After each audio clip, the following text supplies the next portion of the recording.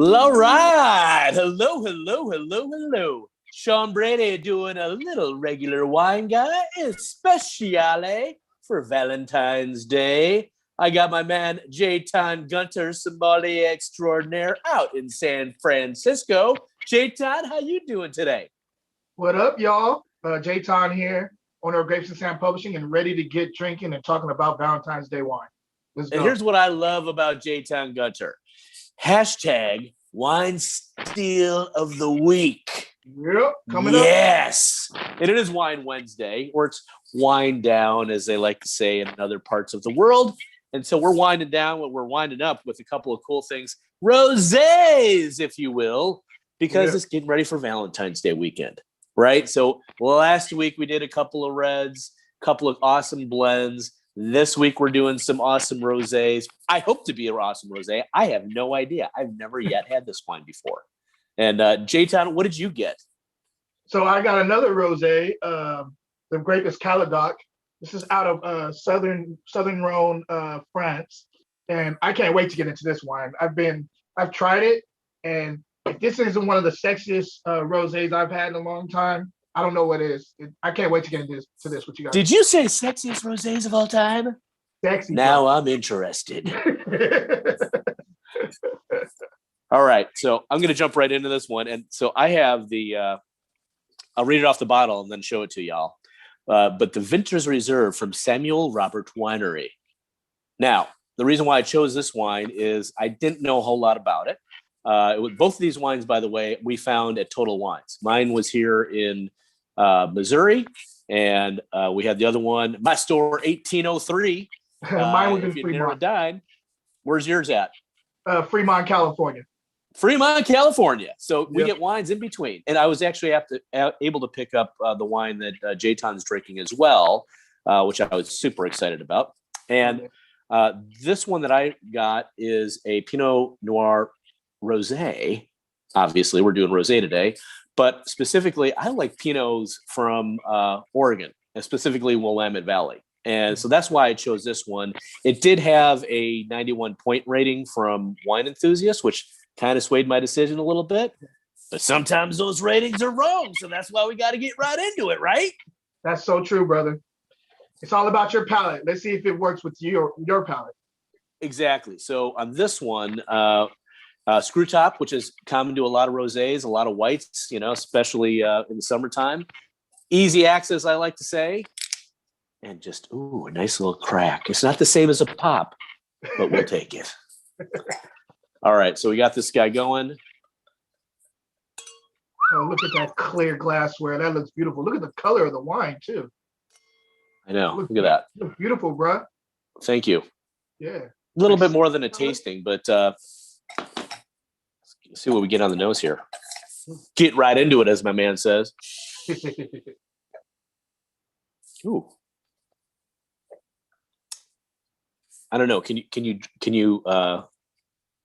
they said they indicated fruity, some of the people I was talking to about this wine, but it's like a subtle dry fruit. It's not like an over-empowering nose or anything like that. It's just, I'm getting like soft strawberries and cherries, almost like slightly like, do you get a dryness on the nose? Is that possible? Yeah, definitely. Like you could definitely get, like, instead of regular juicy strawberries, dried fruits. Always, I get them all the time. It kind of tells you the difference between, if I'm blind tasting, for example. Yes. It gives you the difference between varietals sometimes. Like, for example, if I'm blind tasting a Sangiovese, the fruit tends to be a little bit more stewed. So I know that it may be cherry, and it's cherry. I can find cherry in all these other varietals, but it's a stewed cherry. That means it may be in the camp of Italian, more Sangiovese, as opposed to some other varietal that carries cherry in it. So definitely you can get dried cherry, you can get stewed cherry, fruit like juicy cherry, all types of cherry or varietal. Or I'm sorry. That's what I'm getting. It's like almost like a dried cherry, or even like a dried strawberry. Even. Yeah. That's where I'm getting the strawberry notes. It's not like it's like, I'm just biting into a juicy strawberry. Yeah, it's not fleshy at all. It's more dried. I get it. Correct. That's why we brought Jaton along, because he makes my knowledge much better with my descriptors. Hey, that's what's another thing. Your book is so easy to read. Fruit in Glass, the first book you came out with, and then I like the name of the other book too. For the basically, I look at it as your kind of your cheat sheet, but your wine cliff notes, right? Yeah, it's like, oh wow, this is awesome stuff. That's exactly why I did it. I wanted to make it easier, and it's a lot less pages than this one than the Fruit in Glass. So. All right, here we go. All right, should I taste it now or should I wait? Let's go. Let's go, people. Let's go. Sean, what are you waiting for?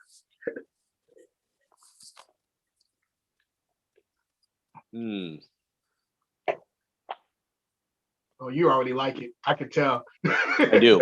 And here's the thing. Here's the truth of the matter. I usually don't get rosé, and I don't get a whole lot of white wines outside of summertime. And, with the heat, we like something chilled down even a little bit more. Yeah. I like this. I like this a lot. I'm trying to say, I'm thinking of different holiday meals that this would be wonderful to pair with, right? So certainly, I mean, you could do this with turkey and going back to Thanksgiving and Christmas, but I'm even looking forward to future holidays where, sandwiches, man. I'm thinking of I would, if we're going to drink at lunch, I might drink this at lunch or have lunch for dinner, right? And just have a simple sandwich or salad, with, man, this would go great with grilled chicken and things like that. Ooh. Is it more of like a medium body or full body, you think? I would say medium on this one. Gotcha. Thank you. I just like to drink sometimes, and I forget to share all the descriptors in my notes. No, I want to know. That's the only reason I asked. I wasn't trying to I'm curious to know whether it's full or medium for myself. So when I try it, I'm like, okay, what am I going to pair this with? Yeah, I'm thinking it's definitely medium bodied, which I like for a rose. It's like, it's not too light for a rosé. So you're getting, it's like, oh, there's some of that, not weightiness that a Pinot brings, but you can tell that it's Pinot behind it, right? Gotcha. And it's just that nice kind of subtle wine flavor, grape that's definitely distinctive in the Pinot family. Gotcha. What's structure looking like on that? Does it have are you getting any kind of acidic bite or anything, or is it more kind of just smooth mouthfeel with not a lot of, acid? A little bit of acid, but mostly smooth. Gotcha. Sounds amazing. For sure. But look at that. Isn't that a great color? I love that color, man. It's like electric. It's like jumping out of the... I know. It's like compared to the wine, there's definitely a color difference. Yeah. And I'm like, whoa, what is this going to be like? And this does have a truly a fruitier, I haven't tried the other one yet, but a very fruit forward presence that's not overwhelming. It's not like, oh my gosh, this is like too sweet and sugar water. This is like syrup. It's funny you say that because, the amount of people that I get, my mother included, that will not drink rosé because it reminds them of White Zinfandel because, White Zinfandel. So I have nothing against, whatever. If you like White Zinfandel, that's on you. But I'm saying a lot of people who have had White Zinfandel, they don't like the sugar. They don't like the clawingness and the finish, how it just kind of sits there. And so every time I love rosé. So every time I'm trying to, I'm drinking a rosé, she's like, what are you sipping on? And I'll tell her, I'm like, you want a glass? She's like, yeah. And everybody comes at me like that. But the funny thing is, there is a rosé out there for you.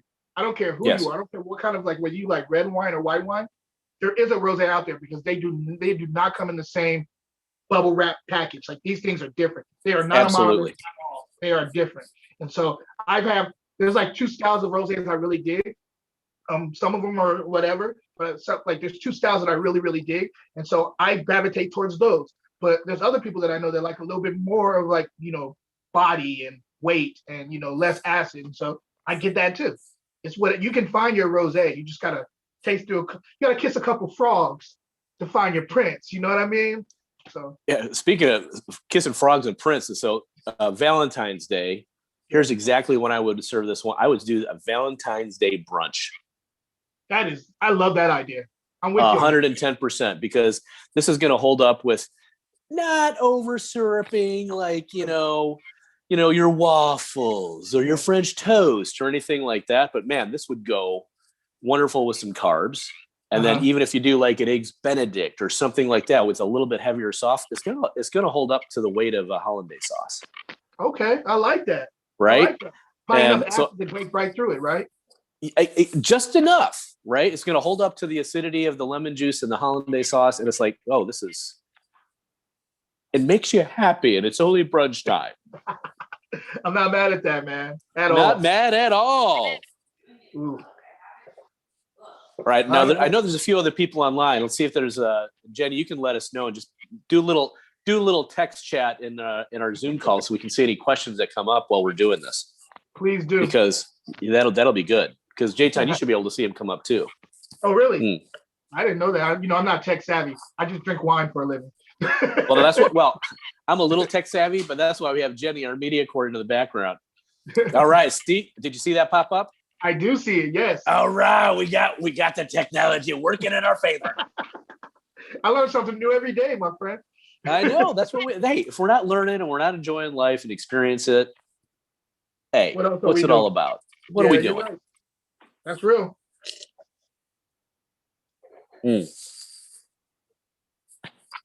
All right, we ready? You ready for me to get into this a little bit? I do want you to get into that because I've been watching you sip on it for the past 20 minutes, man. I'm like, all right, I want to get some descriptors here. I'm going to go to my notes. You just keep going.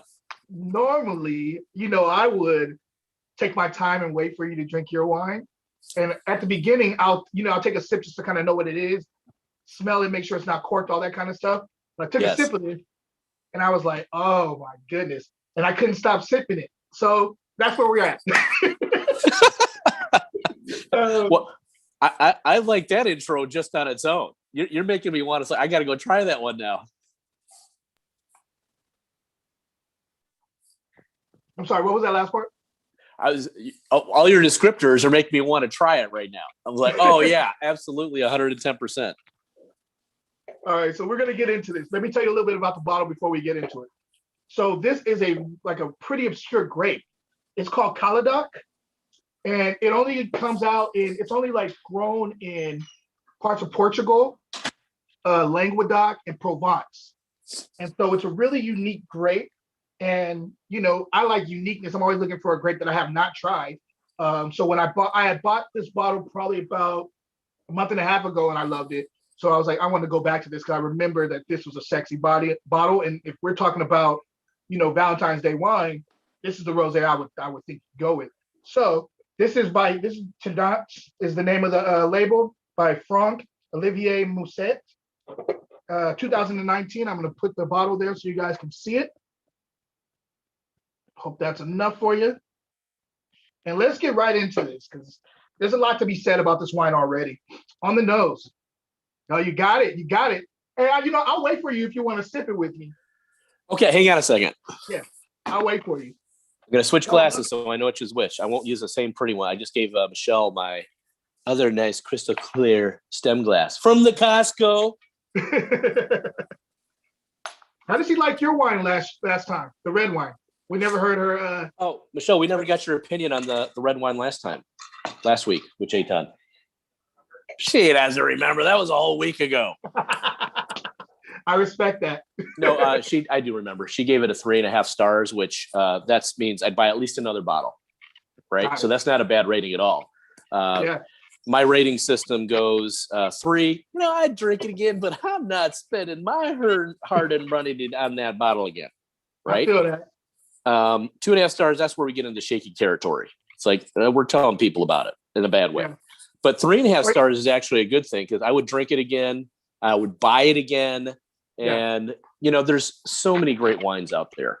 To get a 4 or 4.5 or 5 star in my world, that's got to be something so a 5 star has got to be, buy as many bottles as you can possibly afford. Right. Yeah. So you're buying at least a case. 4.5 is six or more bottles. 4 stars, 3 or more bottles, because you don't want to share it with friends. And that was the whole idea behind it. And that was the easiest rating system for me, as far as from a social distancing standpoint. What would I really want to do? Because nobody has an unlimited budget, that's right? Yeah. And it just made sense. And so from a regular wine guy standpoint, I always try to pair everything up with the food and not just I actually leave a lot of the descriptors out of it. And what I would want to pair it with and enjoy it with, so not just food, but also great conversation. Sometimes I even share the topics. Well, if it's a 5-pointer for me, I'm not sharing anything. It's just for me. 4.5, maybe I'll share. 4, I'll share. 5-pointer. I love that too. Just like our corner. own palettes. Everybody's got to have your own little system. Yeah. All right, so let's get into this.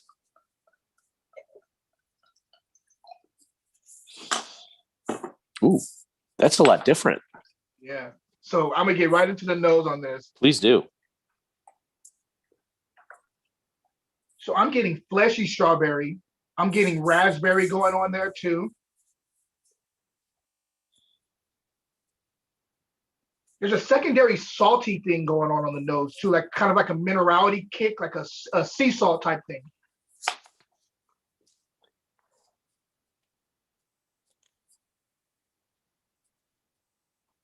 Do you remember watermelon Jolly Ranchers? I do. I'm getting a little bit of that too going on the nose. And also rose petal and underripe peach. Yes, I get the rose petal. Rose petal and underripe peach is there too. It's a pretty complex wine on the nose. And they're we'll share pricing and stuff at the end, but keep going. All right, I'm gonna leave it there on the nose. I'm gonna get into the palate because I want to see if every translates. Because there's a lot going on, and once I taste it, a lot of things are gonna pop out that I probably did not catch on the nose.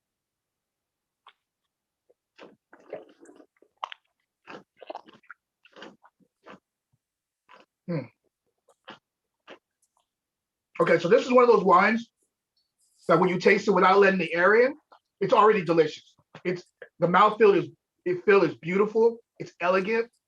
There is some acid here, which I like, but it's in check. It's all balanced with the fruit because there's some less fruit kind of tap dancing up the middle of your palate and kind of staying for the finish because it has a pretty decent length of finish too.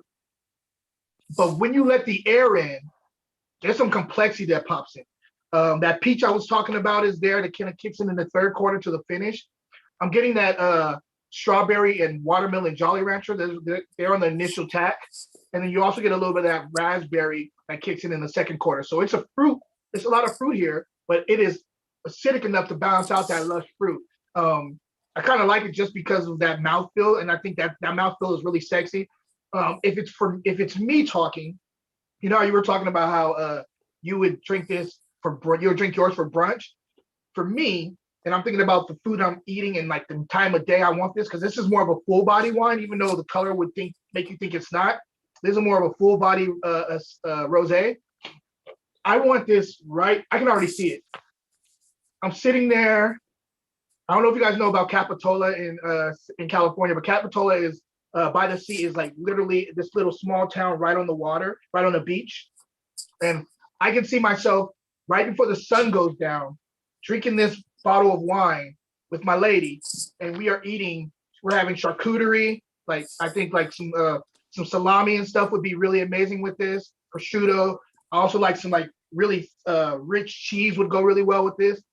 And also I think this would hold up to salmon, like either smoked salmon or just regular salmon this would kill with. So I see myself sitting there as the sun's going down with my lady, watching the waves come in, drinking this on eating some salmon or whatnot. So I really dig this wine quite a bit. And it's very complex. That watermelon thing is starting to like even more gel. And I'm getting that peach is staying on the finish. It's kind of the length of the finish is what I'm digging to. I like how you described it with the minerality as well, because I'm still getting that, which is, I wasn't expecting that in this wine, especially with like when I went into the store, I'm trying to think of his name. It wasn't Willie. That was last week, but earlier in the week. But he's like, look, it's a crisp wine. Yeah. And I wouldn't describe it as crisp. Everything you described it as, it really makes it pop in a whole different way. I would actually say I lean towards this wine for my overall palate much more than the fruitier wine, which is a great brunch wine. Don't get me wrong. Yeah. And that's exactly what I would peg it for and remain with that. And absolutely, I love the sunset description and the charcuterie and even the richer cheeses, transitioning to a soft salad with a grilled salmon or something like that. But that minerality in there makes such a huge like a little fleur de sel salt on top of whatever you're eating is going to make it'll just brighten it all up. I agree. With this wine. This is really, I want everybody to try this wine. This is really, especially because it's not the normal rosé. Like you're used to like a rosé of Grenache or Pinot Noir normally, or maybe Syrah or Merlot if you're in California. But to have something unique like Caladoc, and then having that with like a cool meal, like this will, if you're in front of people that you're trying to impress a little bit about wine, you bring this bottle and you talk this up. Because most people, even if they know about wine, are not going to know about this varietal, and you'll be a superstar in front of their people. Plus, if you're on a date and it's Valentine's Day, this is a good talking point. This is a hell of a wine, in my opinion, and it's one of the better rosés I've had in a long time, and it's sexy. And I want sexy on Valentine's Day. It's a sexy bottle. It's almost like my Scottish-Irish accent. They all sound the same. I caught it. Right. It was funny too, because I almost which a little shout out to Louise in case she's watching this. Louise McGaughan. I'll tell you what. So she's the Irish whiskey maker. Okay. Bonder, if you will, bonded whiskey in Ireland, and I'm speaking with her tomorrow. Oh, yeah, you were telling me about that. So I was telling Jaton about that, and she's. And Jenny, you can correct me if I'm wrong, but hashtag WCW, we almost should have put that on here for her. As far as just women changing the world. Yes. Right? Or women crushing the world. Right? I love it, man. She's doing it. She's like an industry game changer. And I am so excited to talk with her tomorrow. And I'm wondering what she would think about this wine. I would recommend this wine to her. Yeah, this is a good wine. 110%. You know what's funny is originally, like when I saw this bottle 2 months ago, like the first time I bought it, I almost didn't buy it because of how beautiful the bottle is. And I tend to I don't know what it is. I'm not telling everybody to do this, but when people spend a lot of money on the packaging, I'm always thinking the juice is going to be subpar. But I took a chance. I wanted to try the grape, and I was very happy with what happened. This is delicious, guys. I recommend this highly. Go get it. I think I would overall rate this one higher than the one I got. I like them both, right? They're at both at least 3.5 stars. I think I'm pushing this one closer to a 4-star, just because it is such a shock to if you're not like blindfolded doing it and you're look at this. I think the same thing about the packaging, right? Even the weight of the bottle. And we've talked about this in previous episodes where it's like, oh, come on, what are you doing here? It's like you get something fancy going on. What's the gimmick? I don't want to be like fooled by the gimmicks. And that's why I love to do blind tastings, and you're unbiased except for your palate. You either like it or you don't like it. It doesn't matter the packaging, the pricing. Mm-hmm. And I am so glad you picked this because I would have never been drawn to this bottle. I looked at them all. They have all the rosés in the same area. They got a whole bunch of rosés too. They have and a lot of that rosés. One, from a marketing standpoint, didn't catch my eye at all. Yeah, right. It was funny. I bought 2 bottles just to taste side by side, and the other one's actually really good. Actually, I'll pull it over. People want to know about the rosés. Jenny or Gretchen, I know you got questions in the background, so don't be holding out on us. So this one was out of Corsica. Corsica? Yeah. The Corsican brothers. Close to Lana. And I actually really, really dug this too. This had like a little bit of a grapefruit thing, which I love when I get in rosé. This had like a red grapefruit thing. It was really, really good, but the balance on this one just kind of won it out, in my opinion. Yeah. So love it. Anyway. I'm gonna drink some more. What else should people know going into Valentine's Day?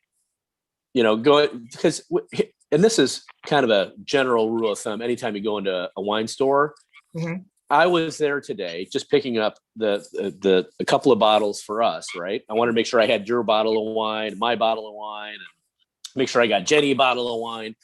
But I was even overwhelmed just going down another aisle. Right. So I got out of my focus, which was just rosé today, and I'm like, going, oh, what's in the red blood section? What's in the Cabernet section? Right? Because I don't know if you like to do this, but I kind of like to do that. Yeah, I do that too, all the time. And it can be a lot overwhelming. So, is there any insight or advice besides just talking to the wine? I'll call them the wine steward or whoever's there at the store helping you, whether it be your local wine shop or wherever. Today was Total Wine. Yeah. But what is there any other ideas or thoughts? And I think you put one of these in your books or two, but getting to know wines without knowing it. Okay, so first thing you got to know what you like as far as grape varietal. So if you find, for example, you like Pinot Noir, and you're let's go back to the rosé section because that can be a little complicated. A lot of times they'll let you know what the grape is on the label. It'll be like a rosé of Pinot Noir or a rosé of Syrah or rosé of Grenache, unless it's France. The French don't care about you. Like they don't care about you. You have to really kind of look that up and know. You have to know the regions in France. They're not going to tell you. A lot of times they're not going to tell you what the grape is. You got to figure it out for yourself.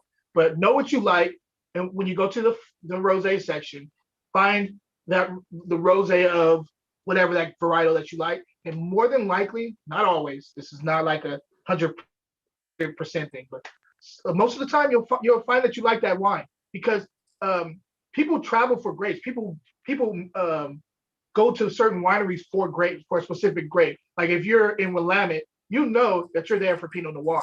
You know what I mean? Because that's world-class Pinot. So you're there for Pinot Noir. Exactly. So it's just like we travel for the grapes that we like, and more than likely you will like your Pinot Noir of rosé because you like Pinot Noir. So that's one thing I would do. If you're talking about red wine, area is very important. So just kind of a little quick tip.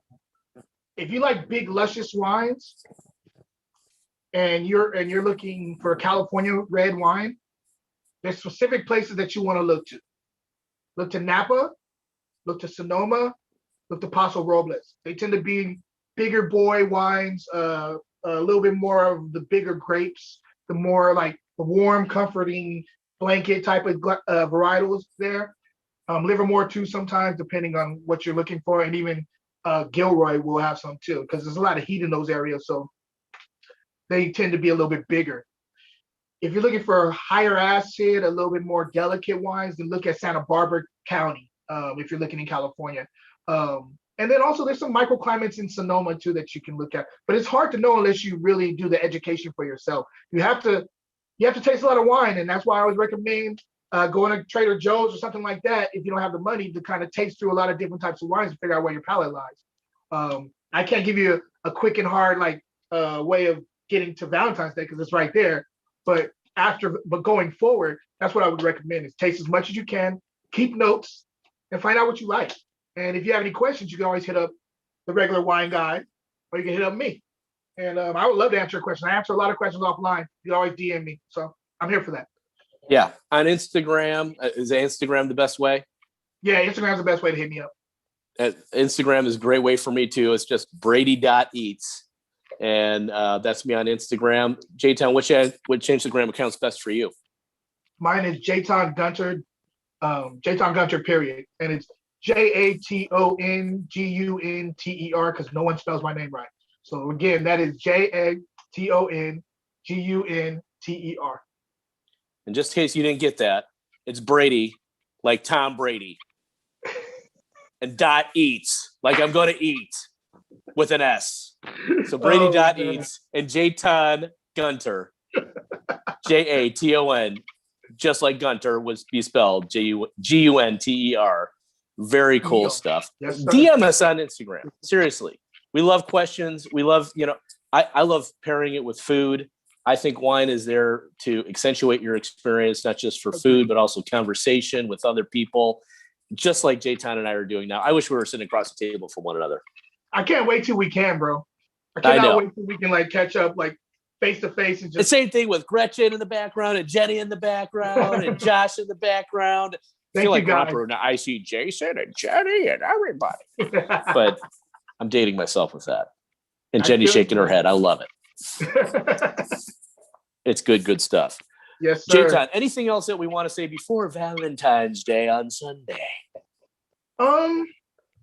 Be kind, be patient with your significant other, and try to be understanding to their needs, because it's not a guy or girl holiday.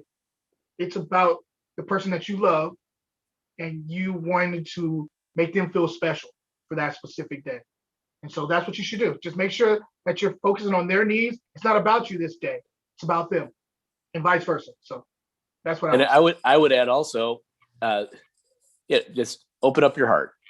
Yes. Because not everybody's with somebody, but that doesn't mean all you got to do and be in love is love somebody. And you start with opening up your heart, and everything else comes in. And call your mom. Call your mom. Definitely call your mom on Valentine's Day. Call your mom, call your sister, call your daughter, call anybody. Just call somebody, right? Yes. And drink open your heart. And open a nice bottle of wine if you can. We gave you some great recommendations here for a couple of different things. We went from brunch or lunch to even dinner, and we hope these messages find you super happy well. Jaton, anything else before we sign off? Nope, that's it. Go check out my book, Fruit and Glass, if you get a chance. Definitely check out my book, Fruit and Glass, because it's an easy, simple read. It's priced ridiculously too low, but that's a different discussion for another time. And there's probably a box set coming along down the road. So it's not just that. He's also got the notes book and also the book of poems recently published. And I got more books coming this year. Yeah, a lot of books. And more books coming by more authors coming this year. Yes, sir. So very, very cool stuff. All right, everyone. We'll look forward to some future episodes, especially on Wine Wednesday. Look for Wine Steals of the Week, because I always do. We like that. And definitely look for fun stuff with the regular wine guy. That's me on Vivino, Sean J. Brady. You see it up there on the screen. Regular wine. Wait, there we go. Regular wine guy, Sean Brady on Vivino. I love to rate wines, and specifically not just rate them for what's inside of them. I think other people give way better descriptors of that than I do, but I always love to pair it with food because I love the experience of that. All right, everybody. Jaton, one last time. Anything else for you? That's it. Cheers, guys. Wherever you're at, whatever you're doing, might not see you in person, but we're always going to see you right here on social media. Thanks for watching.